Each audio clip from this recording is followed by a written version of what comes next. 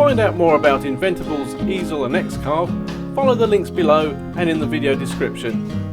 And in the spirit of full disclosure, please note that I am receiving a fee from Inventables for producing this video.